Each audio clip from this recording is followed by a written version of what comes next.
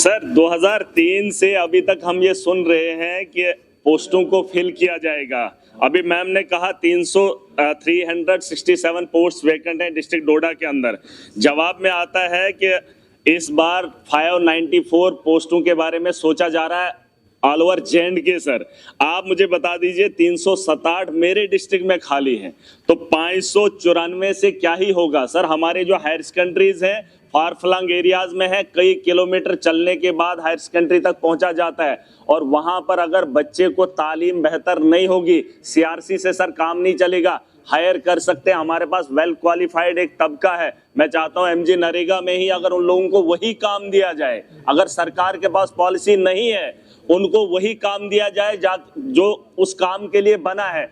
MA MPhil PhD double degrees लेकर है sir, उन नौजवानों के बारे में नहीं सोचा जा रहा। और ये मामला आज का नहीं है, इस हाउस के अंदर मैं पहली बार आया हूं, लेकिन ये तमाशा मैं स्कूल के टाइम से देख रहा हूं।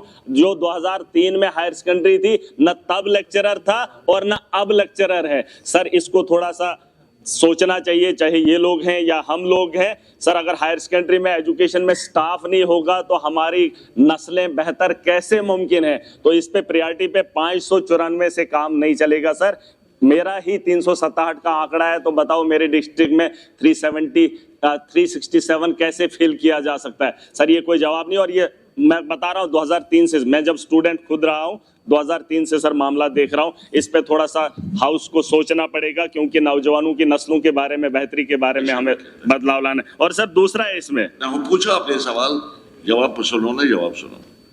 सर एक जो ऑनरेबल मेंबर साहब ने सवाल पूछा था कि वैकेंसीज के बारे में, उसके बारे में हमने जवाब दे दिया है, लेकिन इसके अलावा जो 140 जो हैं वो CRCs के ज़रिए जो हैं उनको लिया गया है, ताकि जो टीचिंग सब्जेक्ट्स वहाँ पे होते हैं उनको पढ़ाया जाए। उसके बावजूद जो है डिपार्टमेंटल प्रमोशन के ज़रिए भी जो है उसमें भी लेक्चरर्स जो है 10+2 की डेफिशिएंसी जो है उसको पूरा किया जा सकता है। उसके अलावा जो ऑनरेबल MLA साहब 594 पोस्ट की बात कर रहे हैं, ये 3 साल से कहाँ सुन रहे हैं, जब से पढ़ रहे हैं। ये तो जब यही सरकार बनी उमर अब्दुल्ला साहब की क़ियादत में, उसके बाद ये पोस्ट जो है, जब हमने शुरू किया था एजुकेशन डिपार्टमेंट संभाला था, उसके बाद ये 594 पोस्ट जो है सर्विस सिलेक्शन बोर्ड को रेफ़र किए गए हैं। तो ये कह रहे हैं 3 साल से मैं यही सुन रहा हूँ। अगर ये डेट भी देखें जब ये ऑर्डर इशू किया गया, जब उन पोस्ट को रेफ़र किया गया है, वो बखूबी इनके पास होगा। कमी तो है, मैं मानती हूँ कि कमी है, लेकिन ये कमी जो है इसको टाइम लगेगा जो है पूरा करने में। हम भी चाहते हैं कि availability of teachers, lecturers, professors, assistant professors जो हैं वो होनी चाहिए, क्योंकि जब आपके पास डिपार्टमेंट होगा, एजुकेशन जो है इंस्टीट्यूशंस होंगे, लेकिन उनमें टीचर नहीं होगा, उनमें प्रोफेसर नहीं होगा, उनमें असिस्टेंट प्रोफेसर नहीं होगा, फिर उन इदारों का कोई मायने नहीं है, कोई मतलब नहीं है। मैं खुद मानती हूँ इस चीज़ को, लेकिन अब जो है जो 10 साल में रिक्रूटमेंट नहीं की गई हैं, जैसे वैकेंसीज आती गई, रिटायर हो गए लोग, SRO केसेस नहीं लग पाए इतने बरसों में, तो अब ये 3 महीनों में या 4 महीनों में कमी पूरी तो नहीं होगी, इसमें टाइम लगेगा पूरा होने में। और कब पूरी होती हैं, जितना पॉसिबल होगा, जो डिपार्टमेंट के हाथ में है। अवेलेबिलिटी ऑफ फंड्स को भी देखना है, जो डिपार्टमेंट कर सकता है, जो डिपार्टमेंट के हाथ में है वो करेंगे, लेकिन थोड़ा सा इनको भी पेशेंस रखना पड़ेगा कि रातों रात ये सिस्टम जो है उसको ठीक नहीं कर सकते हैं।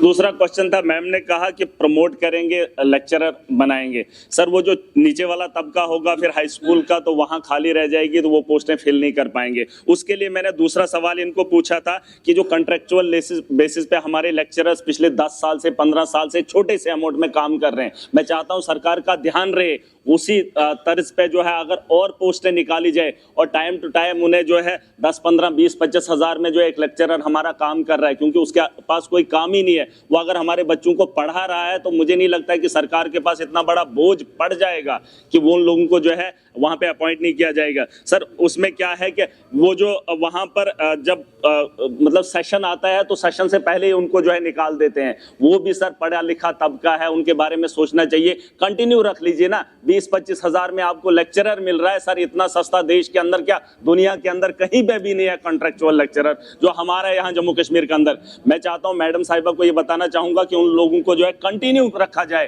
ताकि 15-15 साल से वो सर्व कर रहे हैं, वो पढ़ा रहे हैं हमारे बच्चों को सर, उनको नहीं उनको आ गई आपकी बात, आ गई आपकी बात उन्होंने सुन ली। केवल लेक्चरर्स की बात करते हैं, ये खुद जहाँ जहाँ ज़रूरत होती है वहाँ वहाँ एडवर्टाइजमेंट निकाला जाता है जिस सब्जेक्ट के लिए ज़रूरत हो, और एडवर्टाइज जब आते हैं उसमें फॉर्म आ जाते हैं, जो भी उसके लिए क्वालिफाई करता होगा वो फॉर्म वहाँ पे भरते हैं। फॉर्म भरने के बाद जो भी वहाँ पे कमेटी होती है, सिलेक्शन कमेटी, उनको जो भी लगता है उस एडवर्टाइजमेंट के दौरान उनको लिया जाता है उसमें। लेकिन अब 15 साल या 8 साल या 1 साल के लिए जो वहाँ डिसाइड करते हैं कि कितने देर में इनको रखना है, और जब री एडवर्टाइज हो जाता है, जो टाइम दिया जाता है इसमें, जब री एडवर्टाइजमेंट हो जाता है 1 साल के बाद या 2 साल के बाद, उनको भी उसमें मौका दिया जाता है ताकि वो फिर से अप्लाई करें। अगर उनको फिर से एज पर मेरिट जो है फिर से अगर उनको कंसिडर किया जा सकता है, और उनके लिए कुछ जो है परसेंट इसका भी रखा जाता है कि एक्सपीरियंस इनका है, इन्होंने इतने देर काम किया है, इनकी क्वालिफिकेशन ये है, वो वहाँ पे देखा जाता है, उसको भी कंसिडर किया जाता है। चलिए कोई बात नहीं। अच्छा तशरीफ रखिए, आप तशरीफ रखिए। कोई